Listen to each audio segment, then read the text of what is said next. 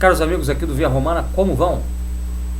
Bom, eu demorei a fazer uma análise sobre as eleições de 2018 e resolvi realizar essa análise agora, quase que aos 45 minutos do segundo tempo, aí prestes à votação do dia 7, muito porque o quadro eleitoral no Brasil é um quadro muito complexo, esse de 2018, e eu quis esperar que fatos acontecessem, que os debates viessem, para que a gente pudesse fazer uma análise mais esmerada desse fenômeno eleitoral de 2018, aí, envolvendo uma série de assuntos, né?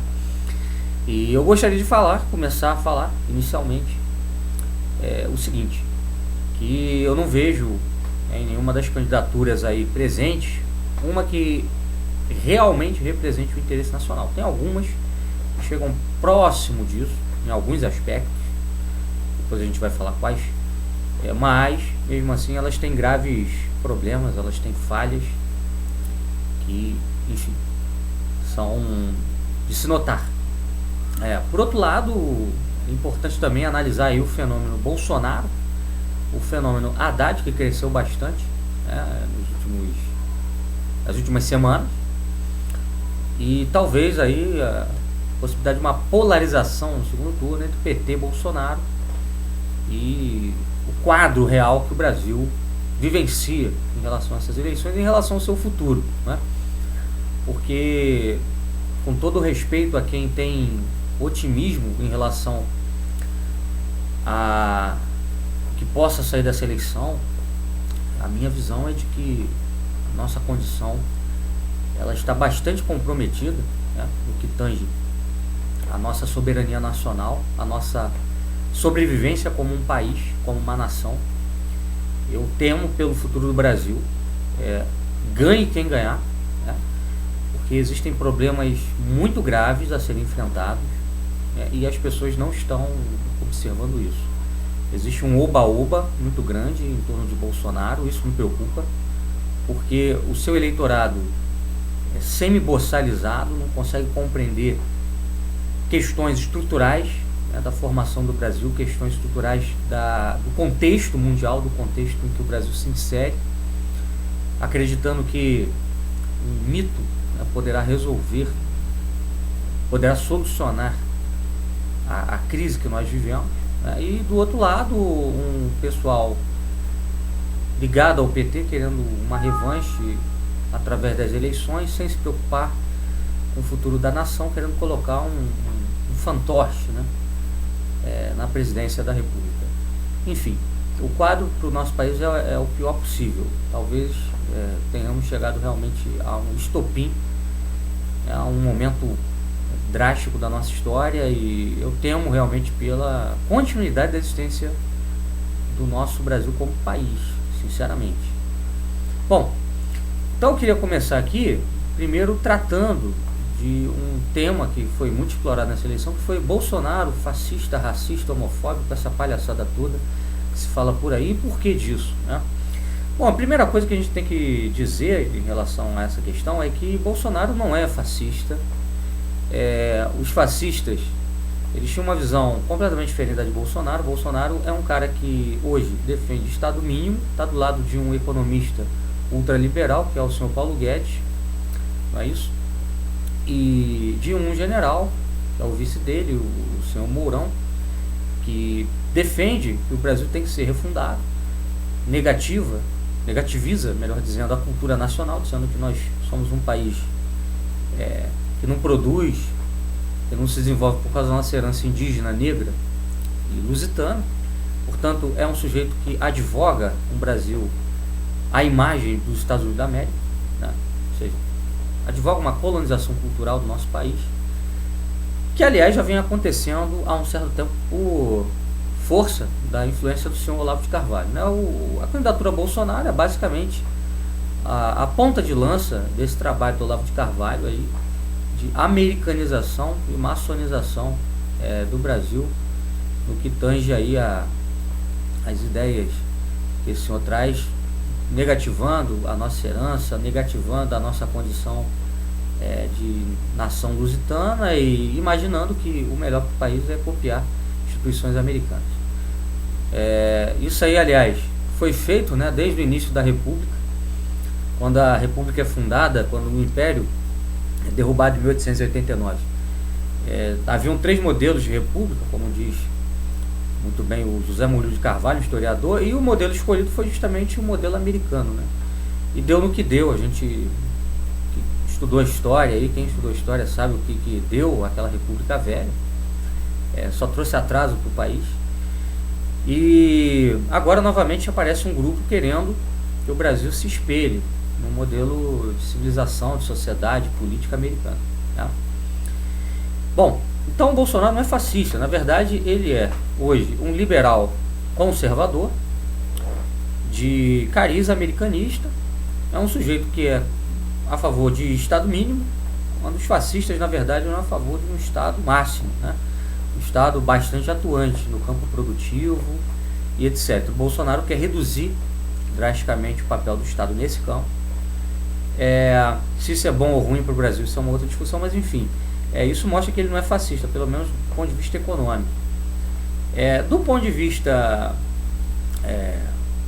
moral, também não dá para dizer que ele é fascista, porque o cara está do lado aí de Israel, tem um culto, né, por parte dos seguidores do Bolsonaro, mais ferrenhos, a Israel como modelo. Ele mesmo já falou várias vezes disso, já deixou isso claro. Então como é que um cara que é pró-Israel pode ser nazista, né? Quer dizer, é uma coisa absurda. E aí a gente vai para um outro ponto que é necessário entender, que é por que a esquerda insiste tanto nisso, né, quando na verdade o cara se tornou um neoliberal. Por que, por exemplo, aquele movimento que teve aí, o Ele Não, foi um movimento de foco culturalista. O cara não pode ser presidente porque ele é racista, homofóbico e fascista, né? Por que o foco não foi ele não pode ser presidente da República porque ele é um neoliberal, porque ele vai vender patrimônio nacional estratégico, porque ele tem uma visão contrária a setores mais populares, ou seja, as classes mais pobres, não é? Então, quer dizer, esse tema não é tratado nas manifestações da esquerda contra o Bolsonaro, tá? Quando falam disso, falam muito de leve. E por que não falam disso de verdade, né? Não entram nesse tema com força? Porque eles também, o PT, ao longo de vários anos, serviu ao neoliberalismo. A gente vê aí que recentemente, mais uma vez, campos de pré-sal foram privatizados. Agora já são 75% do nosso pré-sal na mão de estrangeiros. Isso começou com o governo PT. O neoliberalismo no campo do petróleo no Brasil começou com o governo PT. Essa crise que nós temos de desemprego é fruto dos erros cometidos na era PT e continuados na era Temer. Então, assim, eles não podem chamar o Bolsonaro de liberal, nem querem, porque se eles chamarem o Bolsonaro de liberal, essa acusação vai se voltar contra eles. Então, essa questão toda impede uma discussão séria da política no Brasil. Não é isso? Porque você não pode dar nome aos bois, quer dizer, a esquerda não dá nome certo a essa direita, né? E também a direita, né, ela não ataca a esquerda pelas razões corretas. Ela ataca pelas razões erradas. Olha, já que teve tanta corrupção aí, né, no Estado, então vamos reduzir o Estado, vamos vender as estatais, né, porque elas são fonte de mamata, fonte de rombo para o país e tal. Agora não se discute, por exemplo, a estatização da Odebrecht, não se discute, por exemplo, a estatização da JBS, né, já que a questão de corrupção tende a pautar aí a questão da privatização das estatais, né, já que é essa a questão, quer dizer, já que teve corrupção, então privatiza. Então, se tem corrupção também nas empreiteiras aí, JBS e Odebrecht, tem que estatizar, né? Seria lógica, quer dizer, olha, o setor privado também está corrompido, então vamos botar na mão do Estado para ver se corrige. Mas não é assim que eles agem, né? O Enéas já deixou isso claro muito tempo atrás, né, em relação ao que está por trás dessa questão da privatização. É claro que aqui nós não somos contrários a todo tipo de privatização, há privatizações e privatizações. Consideramos que é um tema a ser discutido, um tema que deve ser realmente fruto de um debate amplo, né? Mas a gente não pode aceitar simplesmente uma candidatura que vem com uma pauta, né, de que, olha, vamos privatizar tudo, como o Guedes chegou a falar. Olha, eu por mim privatizo tudo. O Bolsonaro não quer privatizar tudo, então vamos chegar a um meio termo aí, né? O próprio Bolsonaro, numa entrevista que ele deu à Globo News, logo no início aí do período eleitoral, ele falou a um dos jornalistas o seguinte: olha, se nós não conseguimos resolver a questão da Petrobras, a gente vai ter que privatizar, não tem jeito. Quer dizer, não é uma questão de honra não privatizar a Petrobras. Ela poderá ser privatizada a depender da situação, do contexto, da necessidade. Quer dizer, não existe um ponto, né, olha, eu não vou privatizar isso e aquilo, porque isso e aquilo é estratégico. Não tem isso na candidatura Bolsonaro. E por outro lado, a candidatura Haddad insiste, né, em reforçar, em trazer de volta o mesmo projeto, o projeto PT, que deu gás aí às mega empreiteiras e aos bancos. O maior lucro da história dos bancos foi na era PT, enquanto que o pobre recebia migalhas, e o pobre recebia emprego, que emprego? Subemprego, o emprego no setor de serviços, né? Um emprego onde o rendimento é muito baixo e a rotatividade muito alta. Quem se lembra aí da era Lula sabe disso, né? As pessoas trocavam de emprego a rodo, né? Muitas das vezes até faziam isso para pegar o seguro-desemprego, que estava fácil na época, né? E ficar recebendo de dois lados. E a indústria na era PT caiu. Foi a maior queda da nossa indústria em toda a história. Então, de maneira que a volta do Haddad é isso, né?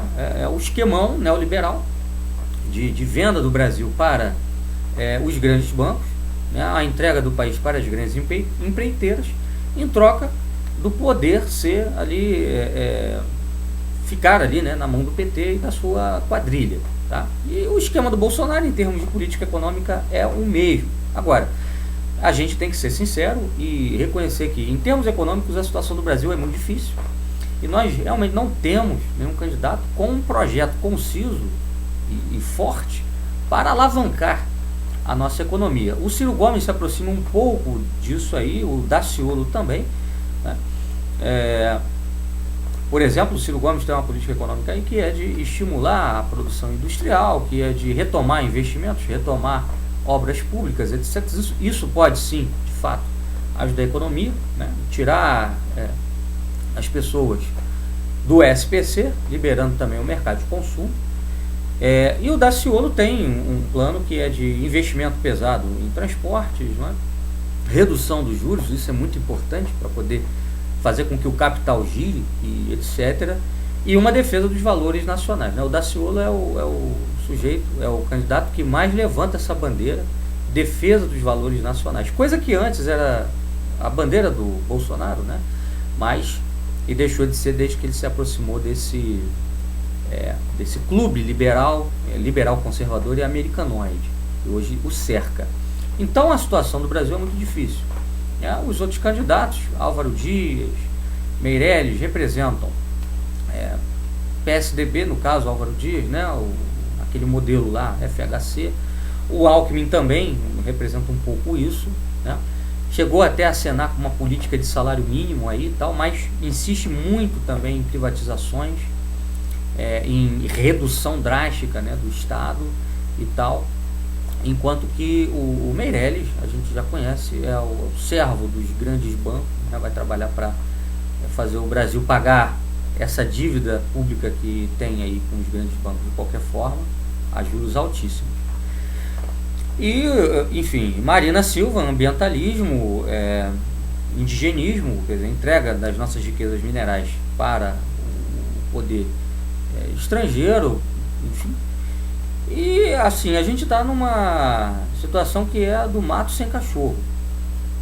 Assim, mesmo que, por exemplo, um Ciro ou um Daciolo com uma política econômica um pouco mais voltada para os interesses nacionais chegassem ao poder, né, teriam vários problemas para governar. O Daciolo não teria condições de governar porque ele tem um partido muito pequeno, né? Não teria um mínimo de governabilidade, evidente. E o Ciro Gomes teria dificuldade porque o PDT é um partido médio, de médio para pequeno, um partido que se apequenou nos últimos anos, tá? E o outro problema é que ele tendo dito que vai acabar com o PMDB, ele acabaria tendo que se atrelar, tendo que se aproximar do PT e dos setores de esquerda, que foram os setores que pilharam o país nos últimos anos, né? Então ele também ficaria numa situação bem difícil, não teria muita liberdade para agir. E fora que, assim, o Brasil, para realmente sair dessa armadilha que armaram para o nosso país, teria que ter um projeto de projeção do seu poder como nação a nível internacional, que envolve o seguinte, né? Em primeiro lugar, aliança com outros países emergentes, aliança com outros países que também estão dentro dessa mesma armadilha, para você criar, sei lá, um espaço de mercado comum e escapar do que está vindo por aí, porque a gente percebe que está chegando uma guerra comercial, né? Estados Unidos e China estão numa tensão comercial muito forte, e isso tenderá a fazer com que a economia mundial, que já não anda bem, fique ainda pior, né? Porque a crise de 2008 ainda tem os seus reflexos na economia mundial. E, assim, eu sinceramente não visualizo, melhor dizendo, uma solução a médio prazo para essa crise, tá? Os sinais não são muito bons, chegamos realmente a um limite, e talvez realmente o que nós tenhamos aí no horizonte seja uma guerra, né? Porque os países estão buscando sobreviver em meio a essa crise. Aí surge essa questão toda do protecionismo, guerra comercial, o Trump, né, tentando reforçar lá a indústria nacional americana. Isso vai ter reflexos no mundo inteiro. Os países vão começar também a se fechar e os mercados vão ficar cada vez mais restritos, ou seja, a expansão econômica vai ficar dificultada, e aí você vai ter que buscar espaço através da guerra, não tem jeito, né? Então, quer dizer, o cenário é muito complicado, tá? E isso envolve qualquer governo que venha a chegar, qualquer desses candidatos que venha a chegar ao poder, né, em 2019. O mesmo digo de Bolsonaro, né, cujo projeto é abjeto em termos de interesse nacional. É um projeto Macri 2.0 aqui para o Brasil, desoneração radical, venda das nossas estatais, algumas estatais, tá? Algumas até que dão lucro. Isso vai reduzir as divisas do país. E se você tem desoneração fiscal com venda de estatais, você vai ter que ganhar de alguma forma. Então, por isso que o Paulo Guedes anunciou aí a CPMF. O Bolsonaro voltou atrás, desdisse o Paulo Guedes, né, disse que não vai retomar a CPMF, mas enfim, essas voltas atrás são muito estranhas, porque parecem que são, na verdade, discursos eleitoreiros, para não perder o apoio de certas pessoas no momento chave da eleição, né? O mesmo diga-se de Mourão, né, falando aí de 13º, reduzir os direitos, porque o 13º é uma jabuticaba e não sei o que. Isso teria um efeito cascata na economia brasileira, tá? Porque a gente sabe que no final do ano o 13º movimenta a economia, então quer dizer, a queda no comércio seria ainda maior e o efeito não seria bom. Então você teria um cenário com o Bolsonaro, né, de macrização do Brasil, tá? Quer dizer, redução da arrecadação do Estado, o Estado não vai conseguir fechar as contas e aí vai ter que pedir socorro ao FMI. E aí vai acontecer aqui no Brasil o mesmo que aconteceu na Argentina. O FMI, para soltar o dinheiro, vai pressionar a aprovação de várias pautas globalistas, né? Aí há quem diga que o Bolsonaro é antiglobalista. Será? Será que é? É a pergunta que a gente se faz, né? Não sei. Talvez ele até seja, né? Mas ele não compreende as forças que estão em jogo na política real, no contexto real, né, da política.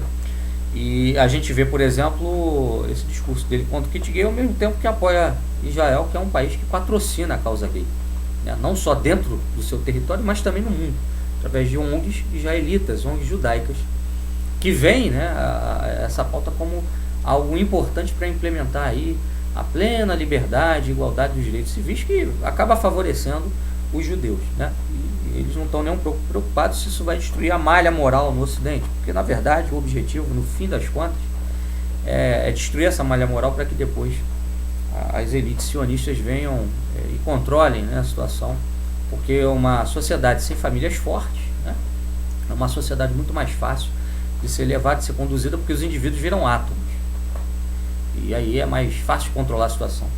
Enfim, nós acreditamos então que a situação do Brasil é uma situação crítica, né? A gente está aí prestes a ver qual vai ser o resultado aí do primeiro turno.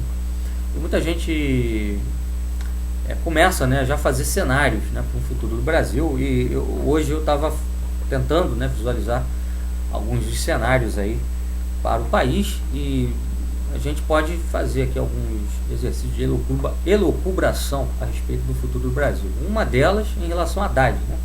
Você imagina um governo Haddad, muita dificuldade no Congresso, né? A tendência é o Congresso 2019 ser mais ou menos parecido com o que nós temos hoje, né? Caso o Haddad vença, né? Vai ter muita dificuldade no Congresso, e vai ter uma instabilidade enorme, porque ele não vai ser o presidente vai ser o Lula, né? Então quem manda vai ser ficar nessa incerteza. Isso vai com certeza afastar de vez qualquer tipo de investidor que queira trazer capital para o Brasil, né? Clima de estabilidade, pode ter um novo impeachment, enfim, tudo pode acontecer nesse clima, né? Pode ter até, sei lá, uma guerra civil, uma intervenção militar, e aí a coisa é descambar de vez, né? Porque aí abre-se fossos dentro da população, vai cada um para um lado, e você pode ter a balcanização do país, né? E o que vai sair daí a gente não sabe, aí pode sair qualquer coisa. Então o cenário de um governo Haddad é o cenário do caos, né? O cenário do apocalipse. Agora não se animem muito, porque o cenário de um governo Bolsonaro também não é muito diferente não, né? O que acontece? O Brasil, né, vem sofrendo um processo de desindustrialização muito forte. O Bolsonaro com Guedes acena para a continuidade desse processo, né? O fato dele ter fechado recentemente com a bancada ruralista, acho que aponta um pouco para isso, quer dizer, ele vai privilegiar esse setor de commodities no Brasil. Não que o governo não tenha que ter uma visão para esse setor estratégico, evidentemente, está ajudando o Brasil a fechar as contas, mas falta no Bolsonaro um projeto industrializante, tá? O projeto que ele tinha é um projeto lá de grafeno, nióbio e tal, mas a questão que fica o que vai ser feito com esse grafeno, esse nióbio, caso eles venham a ser explorados a rodo pelo país. O Bolsonaro deu uma entrevista recente para o Nando Moura, né, aquele youtuber adepto do senhor Olavo de Carvalho, dizendo que para salvar a Amazônia nós teríamos que dar parte da Amazônia aos Estados Unidos, né? Então, quer dizer, nesse quadro aí, o Brasil continuaria como um mero produtor de commodities, enquanto que um outro país viria para industrializar essas commodities e revendê-las, né, a um valor agregado, né, como produto industrializado, manufaturado, e nós continuaríamos na eterna condição de país dependente, né, um país colonizado, né, em termos econômicos, tendo potencial para ser um país líder, né, da economia mundial, da política mundial, porque nós temos um território gigantesco, muita riqueza e um potencial industrial imenso. Bom, por outro lado, você tem também essa questão toda da possibilidade de uma macrização do Brasil, né, de uma argentinização do Brasil, e a necessidade de receber ajuda do FMI para fechar as contas. E, além disso tudo, a grande dificuldade, imagino eu, a grande dificuldade que o Bolsonaro vai ter, né, aí para sustentar, né, uma política, se é que realmente ele terá uma política conservadora, né, de barrar avanço de aborto, de feminismo e de causa LGBT no Brasil, vai ser justamente a questão econômica, porque assim, sem esse sustentáculo material, fica muito difícil você fazer uma frente de resistência a essas forças, porque essas forças não são organizadas apenas a nível interno, são organizadas a nível externo, internacional. Tem dois exemplos recentes, né, o caso do Quênia e do Zimbábue, que tentaram resistir a pautas LGBT, tiveram investimentos cortados, tiveram dinheiro de ajuda humanitária que vinha dos Estados Unidos cortado, né? Isso tudo bem, foi na era Obama, alguns vão dizer, mas agora temos Trump não faria isso.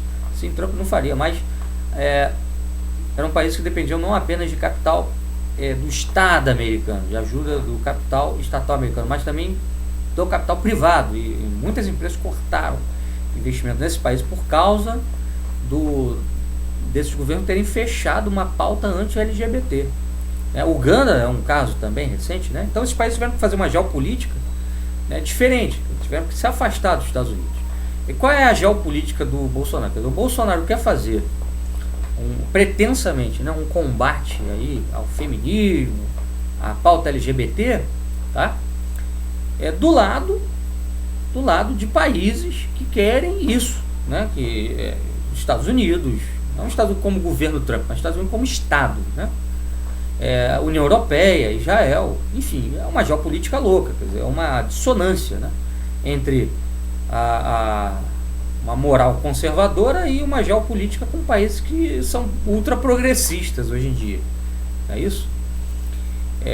Por outro lado, né, há candidatos, por exemplo, o Ciro, e não é de forçar tanta barra nesse assunto de LGBT, aborto e tal, embora ele seja a favor quanto o PT, né? Quer dizer, ele está tentando articular uma geopolítica com um lado de lá, quer dizer, talvez China, talvez Rússia, alguma coisa assim, né? E, enfim, são países que não insistem tanto nessa questão, tá? Então, quer dizer, a gente vê uma dissonância total nessas eleições, né? Um desencontro, os candidatos completamente perdidos e forçando a barra em assuntos que não interessam absolutamente ao país, né? Vejam, por exemplo, o Ciro Gomes tem uma proposta econômica em certa medida boa, né? Tirando aqui ali algumas problemáticas, mas é um cara que insiste em o Bolsonaro é um nazista, é um fascista. Quer dizer, a questão não é essa, como a gente falou, tem que discutir outra coisa, né? Eu, se estivesse num debate com o Bolsonaro, ia discutir, por exemplo, a questão da liberação das armas. O senhor quer liberar as armas, ótimo, eu concordo. Só que é o seguinte, quem é que vai ter acesso a essas armas? Se um 38 hoje custa 5 mil, 6 mil reais. É o rico, é o cara que tem renda para comprar uma arma dessa, né? Então, quer dizer, qual a sua política para revitalizar a indústria armamentista brasileira e aí ter condições para que as pessoas tenham armas de fogo a um preço mais baixo? É isso? Enfim, então isso aí ajudaria a trazer uma discussão séria para o país, né? Que é a seguinte, olha, você quer armar quem? O pobre ou o rico? Quer armar todo mundo, né? Então parece que quer armar só o rico, né? E não todo mundo. Parece que é uma política só para os ricos, não para todo mundo. Mas aí ficam discutindo temas marginais e que não tem absolutamente coisa nenhuma a ver com o que nós realmente precisamos discutir, né? Eu falei num artigo recente que escrevi que direitas e esquerdas hoje são apátridas, né? Elas vivem numa abstração total, né? Então, por exemplo, um país como o Brasil, que não tem saneamento básico, a direita fica aí discutindo menos Estado. Peraí, não tem Estado no Brasil, né? E 14 milhões de desempregados aí por causa de uma política nefasta feita pelo PT, de conluio com grandes empreiteiras, com grandes bancos. E aí os caras ficam discutindo direitos LGBT no país, onde não tem nem emprego, onde a pessoa não tem nem o que comer, tá? É a mesma coisa que faz uma certa direita que fica discutindo aí, temos que barrar o aborto e tal, mas não se preocupa, por exemplo, em gerar emprego, em políticas, né, em propor políticas para a geração de emprego, né, para a proteção do trabalhador mais pobre, para que ele não precise recorrer ao aborto quando a mulher dele ficar grávida, né, do terceiro, do quarto filho. Enfim, então são discussões totalmente abstratas, fora da realidade.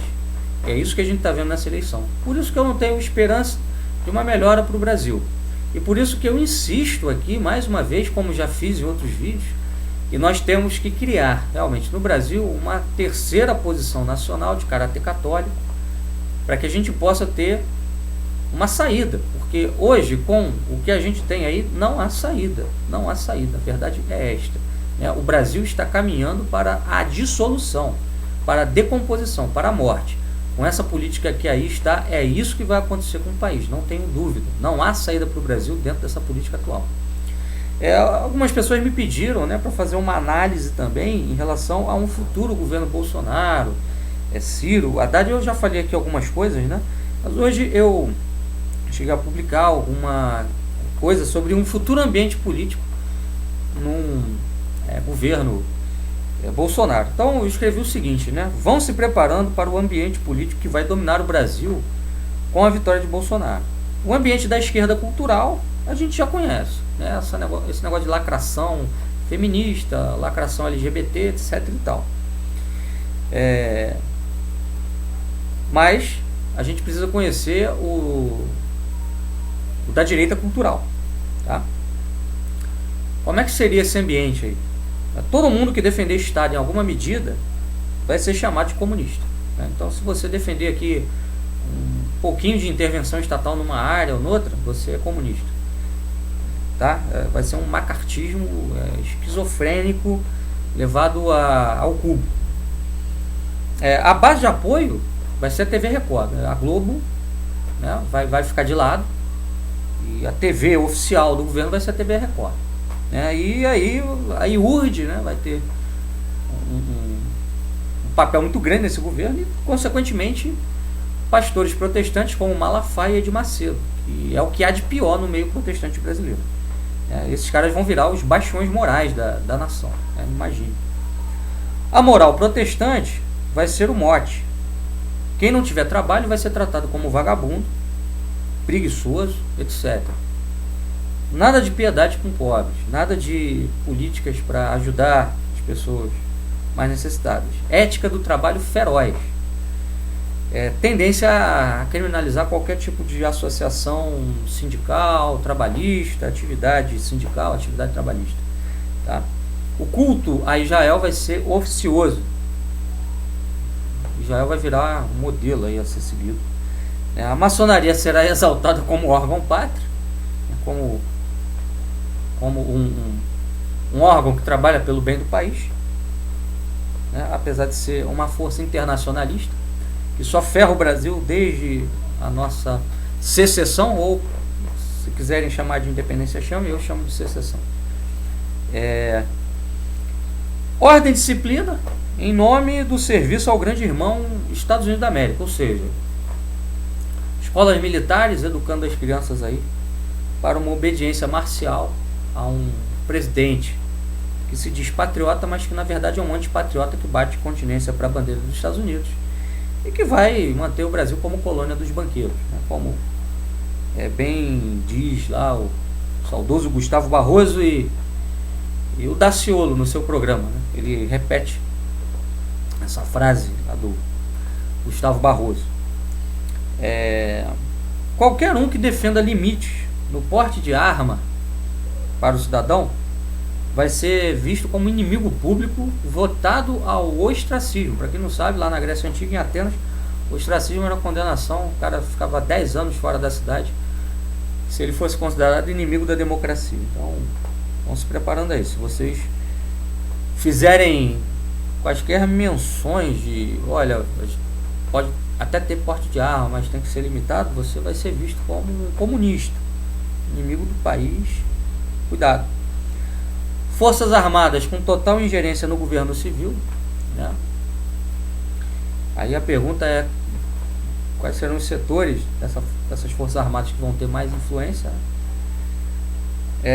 Militares elevados a categorias de intocáveis. Quer dizer, se na cultura aí do PT, da esquerda, o policial é visto como o sujeito que trabalha para a classe dominante, né, para oprimir o pobre, no governo Bolsonaro o militar vai ser santificado. Quer dizer,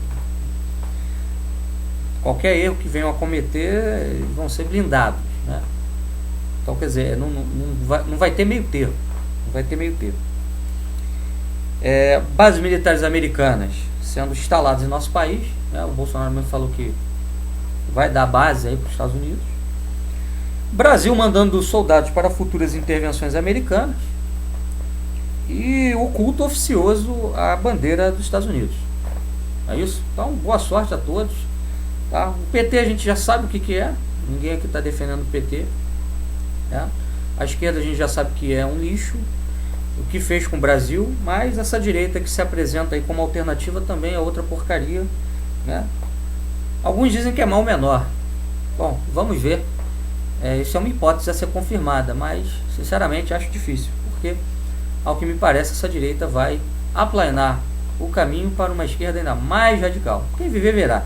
Então, senhores, vamos rezar pelo nosso país, pedir a Deus que nos ajude e venha conosco. Vamos tentar criar aí uma via alternativa, uma via nacional, né? A terceira posição nacional seja alternativa ao que está aí hoje, tá? Que seja uma alternativa que respeite as bases do nosso país, quais sejam as bases católicas, ibéricas, solidaristas do nosso Brasil, tá? Um abraço a todos e fiquem com Deus. Até mais.